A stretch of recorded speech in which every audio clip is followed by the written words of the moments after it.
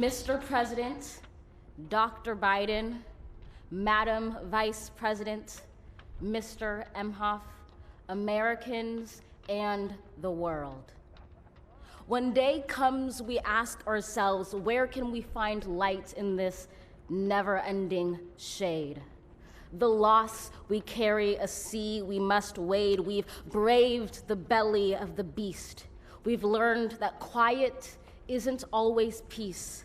In the norms and notions of what just isn't always just is. And yet the dawn is ours before we knew it. Somehow we do it. Somehow we've weathered and witnessed a nation that isn't broken, but simply unfinished. We, the successors of a country and a time where a skinny black girl descended from slaves and raised by a single mother can dream of becoming president, only to find herself reciting for one. And yes, we are far from polished, far from pristine, but that doesn't mean we are striving to form a union that is perfect. We are striving to forge our union with purpose, to compose a country committed to all cultures, colors, characters, and conditions of man.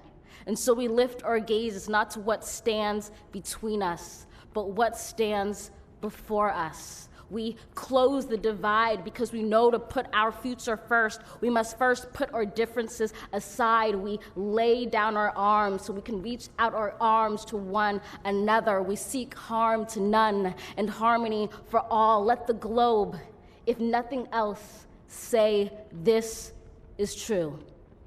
That even as we grieved, we grew, that even as we hurt, we hoped, that even as we tired, we tried, that we'll forever be tied together, victorious, not because we will never again know defeat, but because we will never again sow division. Scripture tells us to envision that everyone shall sit under their own vine and fig tree, and no one shall make them afraid. If we're to live up to our own time, then victory won't lie in the blade, but in all the bridges we've made. That is the promised glade, the hill we climb, if only we dare it, because being American is more than a pride we inherit. It's the past we step into and how we repair it. We've seen a force that would shatter our nation rather than share it, would destroy our country if it meant delaying democracy. And this effort very nearly succeeded.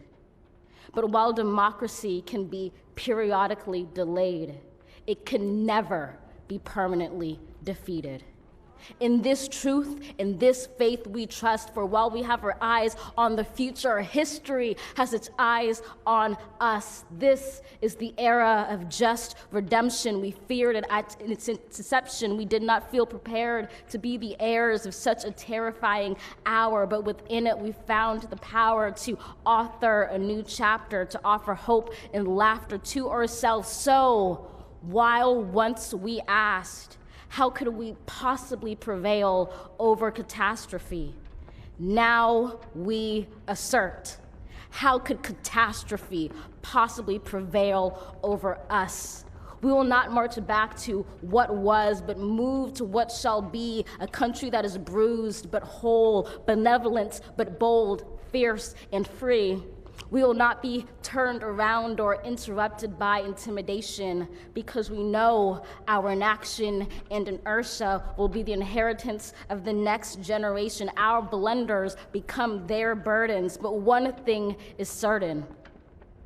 If we merge mercy with might and might with right, then love becomes our legacy and change our children's birthright.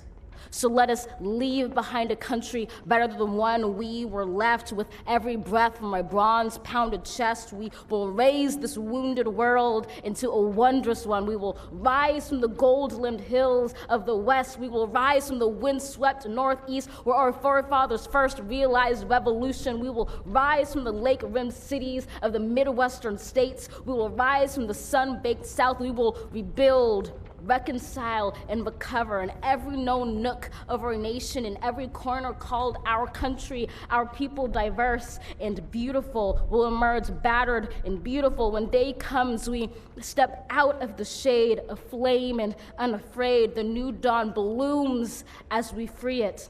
For there is always light, if only we're brave enough to see it, if only we're brave enough to be it.